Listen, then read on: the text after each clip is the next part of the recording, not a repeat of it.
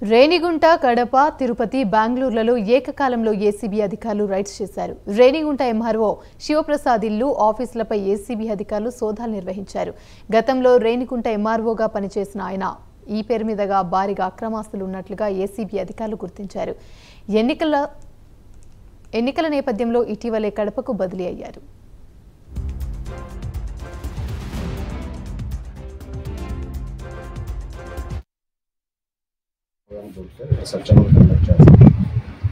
అయితే ఇక్కడైతే ఏం ఫైండ్ అవుట్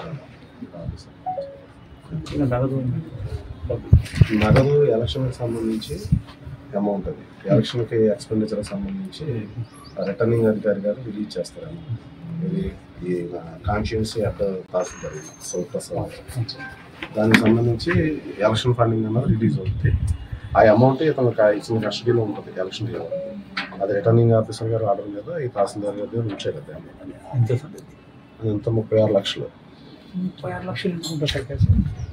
ఉంది ఎలక్షన్ ఖర్చుల కోసం. అలా అఫీషియల్గా ప్రొసీడింగ్స్ ఉన్నాయండి. అది వెరిఫై చేస్తున్నాం. చెప్పారు రిటర్నింగ్ ఆఫీసర్ గారితో మాట్లాడి ఎలక్షన్ ఖర్చుల కోసం అని చెప్పి అది పెట్టుకోమని చెప్పారు. కమిషనర్ మన రిటర్నింగ్ ఆఫీసర్ ఆర్డీఓ గారితో మాట్లాడడం జరిగింది. ఆ ప్రొసీడింగ్స్ అది చూసి తదుపరి వెరిఫై చేసి దాని ప్రకారం అది ఏంటన్నది, ఆ అమౌంట్ దేనికోసం ఉంచారు ఏంటన్నది దర్యాప్తు జరుగుతుంది. 15 ఒక ఇన్స్పెక్టర్, ఒక ఎస్ఐ. ఇన్స్పెక్టర్ గిరిబాబు, నా పేరు కే గిరిబాబు. కోటేశ్వర, రామ్ కోటేశ్వర.